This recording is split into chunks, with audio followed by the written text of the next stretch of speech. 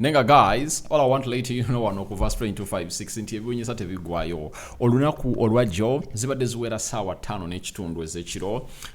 Douglas Mayanja Seguya gwe mumanyinga Weasel Manizo avuddeyo n'atwala ku mukutu gwe ogwa X ogwa Radiant Weasel n'agamba Honorable Weasel Manizo, it's our time.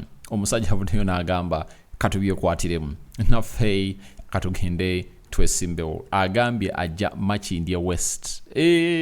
Makindye West. Jukira Makindye West ekikirirwa mwana mulenzi wa National Unit Platform amanyikiddwa nga Honorable Derek Nyeko era nga wiki eno yalabiseko wali ku kitebe kya National Unit Platform ekavule nga agenza okukimayo fomu ze ez'okulaga nti ayagala kwesimbawo n'omulundi omulala. Emyaka 5 gigwako next year era nga mwana mulenzi Nyeko Derek yomu kubaliyo. Naye nga mwana mulenzi amanyikiddwa nga Weasel Manizo yegasse mu lwokaano luno era nga omuntu omulala era ow'entertainment yegasse mu bintu bino bamuyita Tough B. Tough B yesekidde Robert abadde akola ku NBS I think for the last 10 plus years era nga kati yavuddeyo n'agamba nange kati njagala kwetaba mu nsonga za ggwanga era nga bw'atyo Tough B naye y'omu kwabo. So kati olwokaano lulimu Seguya Douglas Weasel Manizo, lulimu Tough B, lulimu ne Nyeko Derek. And I think tunatera okumanya abantu abala bagenda okubeeramu especially ku side ya NRM. So awo bwe kiri wali ku side ya Makindye West era nga Weasel Manizo ajja agambye the time is now. Sawa yeyo era kala muziraba za nupu. Simanyi oba naye agenda ku National Unit Platform ajjeyo kye tuyita form.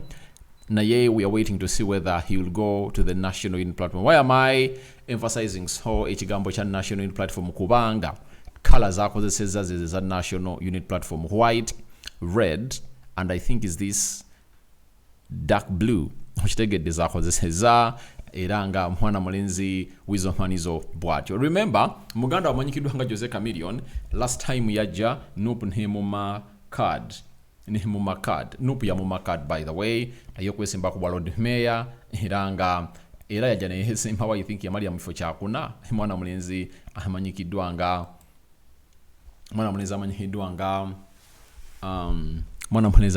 nga Jose Chameleon.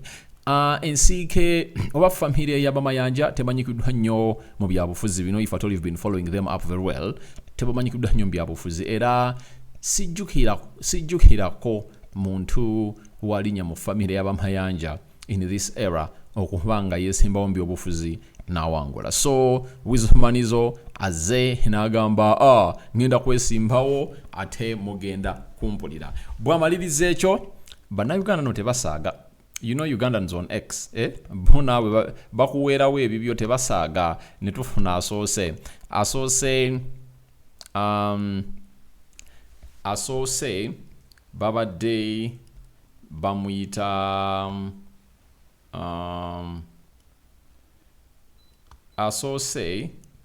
babadde bamuyita let's check in here and see.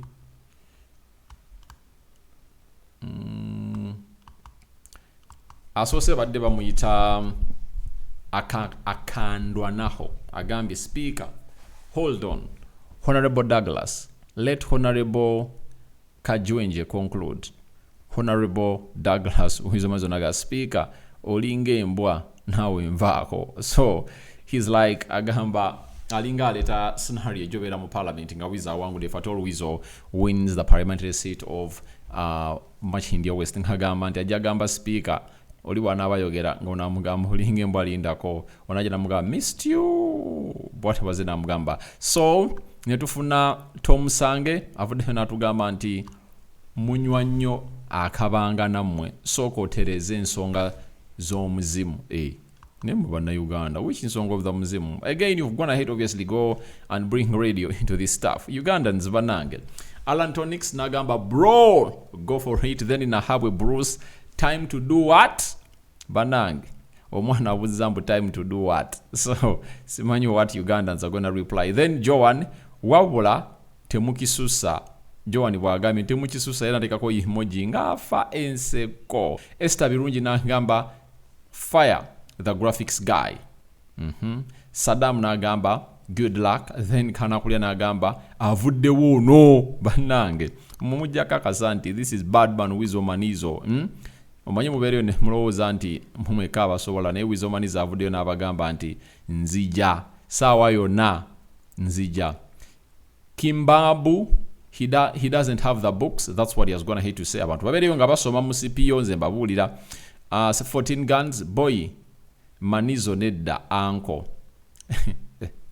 Omwana namugamba Besa namugamba eno era yennyini ombo Weasel Manizo avuddeyo n'akola era yennyini. Then Bukondoro Bwaruzira tujogeddwa how I love you. How actually loved more than Mose. It's disgusting to see you wanting to switch.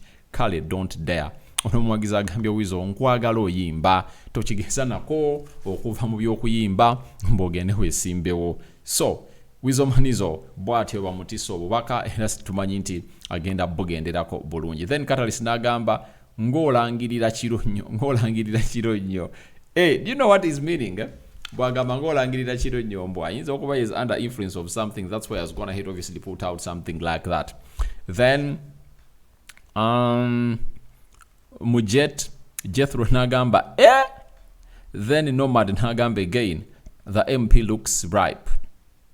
Arthur n'agamba katirabo obusiru. Weasel mukambwe ajja kukimako nno. Then Jenny n'agamba akafaananyi keeko my idea. Otyo Ugandans baleeta and we bring you the reactions of these Ugandans. Then Ishak Zizu bw'okaaba bw'oseka bino binyuma. Bizbak Eriash n'agamba Adnan Ayu akabonero radio. Then Tibax n'agamba oyagala tukubakuba gwe kati. Moyagala tukubakuba gwe kati. So guys, Mbo graphics guys come for lectures. Omulaba bamukoledde gif atenge eseka. Okitegedde n'agamba the best graphics should be coming from this side. Netuleta Thickbe n'agamba naye ate naawe temukisusa. Then Jesse Yuji n'agamba Weasel sebo buuza aganaga akubuulire amaziga bwe gawooma sooka otereze ensonga z'omuzimu okomewo weetereze. Dada n'agamba kale Mose yali abisobola mwekopaana nemu you people. Dr. Collins aga namawa. Then Meta n'agamba oyo cheyaze uncle. Why does he wanna cry?